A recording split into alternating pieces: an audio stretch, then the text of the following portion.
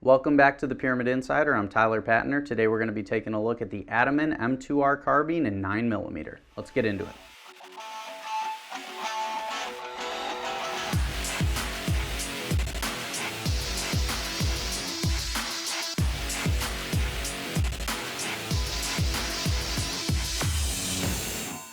So Ataman comes out of Russia, brand new manufacturer into the United States.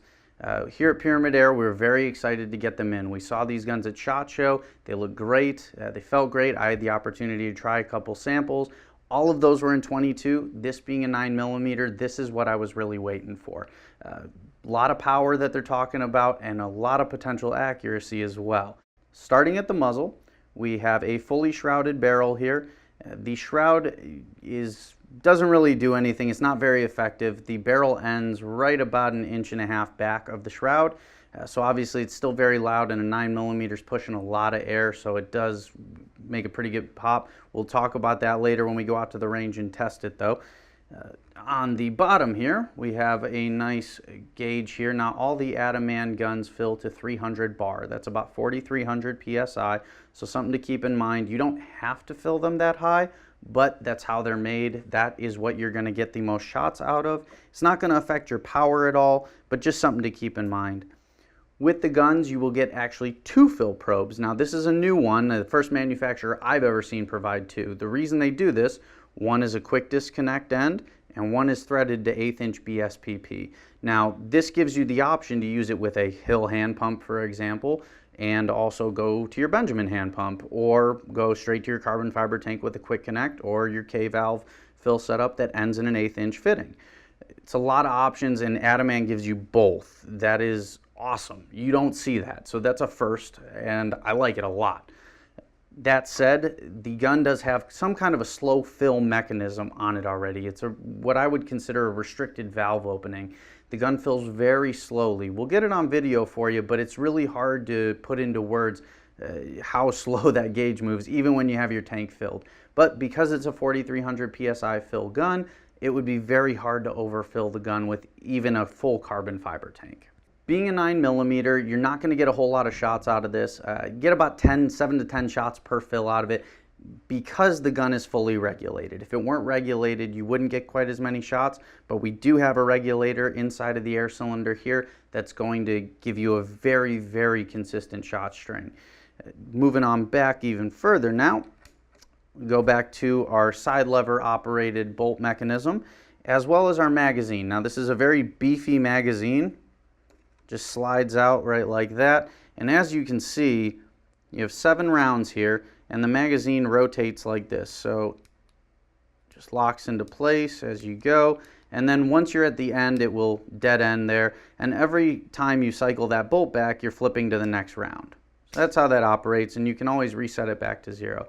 One of the nice things about this magazine setup is that when you put it in the gun, you can actually lock it in. I'm going to take the gun and flip it around here, show you this nice little detail.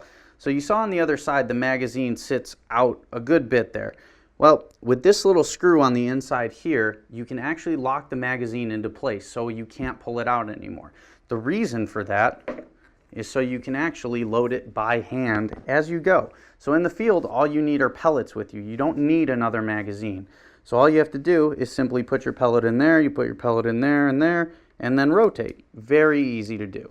And then you would simply close your bolt and go for it, which is a really unique feature. This is one of the first guns that I've seen that actually has the ability for the magazine to be loaded while it's still on the gun.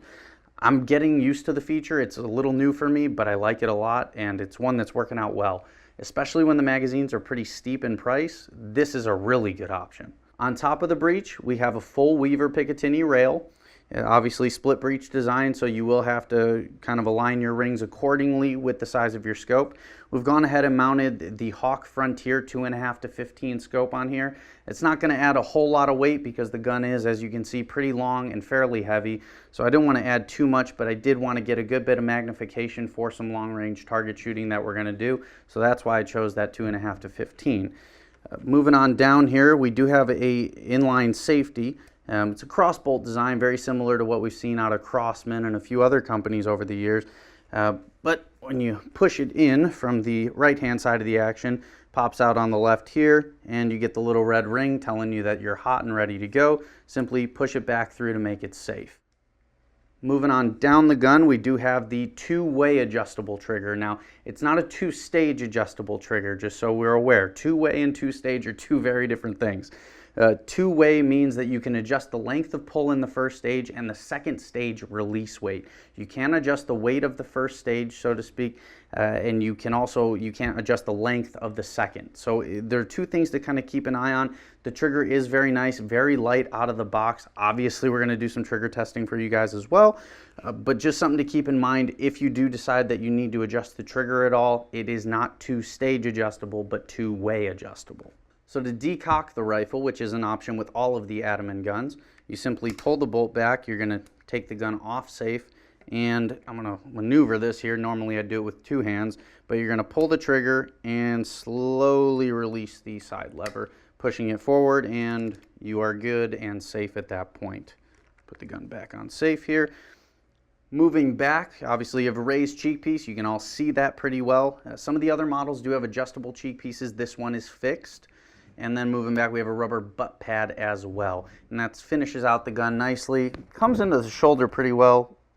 Like I said before, it's fairly heavy. Wouldn't consider this so much an offhand gun, but for those of you that are going to be shooting from the bench, possibly doing a little longer range hunting from a single position and not carrying the gun with you, this is going to be a really good option. That all said, let's get some chrony numbers. Let's head out to the range and see what she's got. Alright, so first step to filling the Atamans here, we're going to take our fill probe, insert it in. Already got our hose and tank. Now we're going to try and get it up as close to 4,300 as we can. Close off our bleed valve there. There we go. Now you notice as we're filling, you see how slow that gauge is moving there. It's really creeping along. Now mind you, I have the tank open full blast here, so it's not like I'm holding back on the valve. We'll get it as close as we can. Beautiful. Alright, so we got a full 300 bar in there. Let's take her over to the chronograph.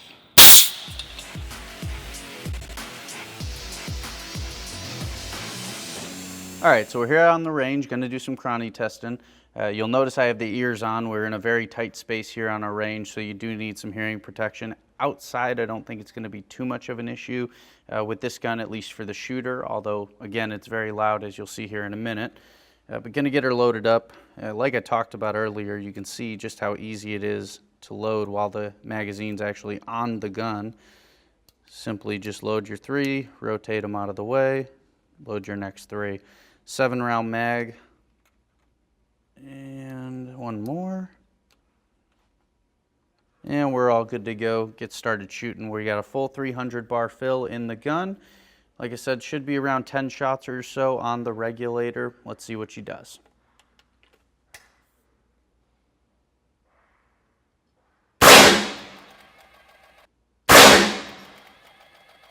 Now, Ataman rates this gun at 900 feet per second with these 81 grain 35 cal JSBs. And so far we're above that, which is excellent.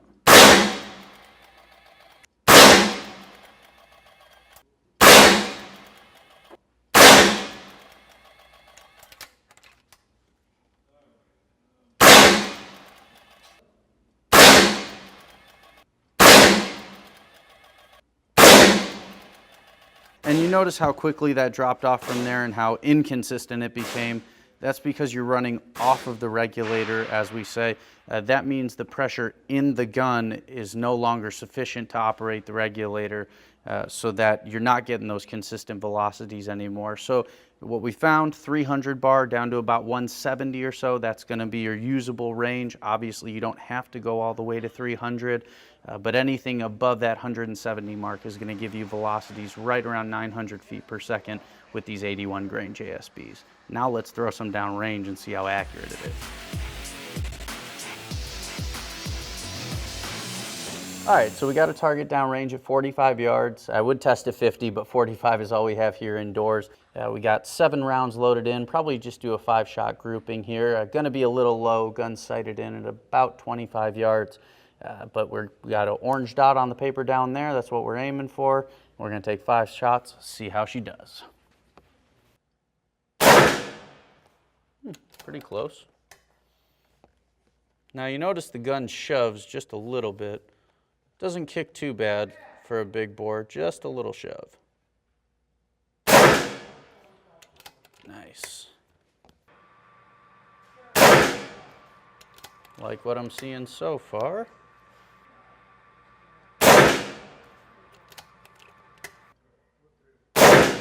Wow. Talk about impressive. All right, so we're gonna do our trigger testing here. Gun's cocked, got our trigger gauge ready to go.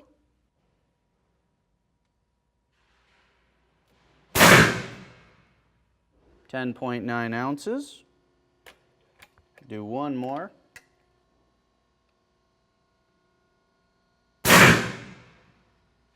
10.8 ounces, so just a hair under 11 ounces.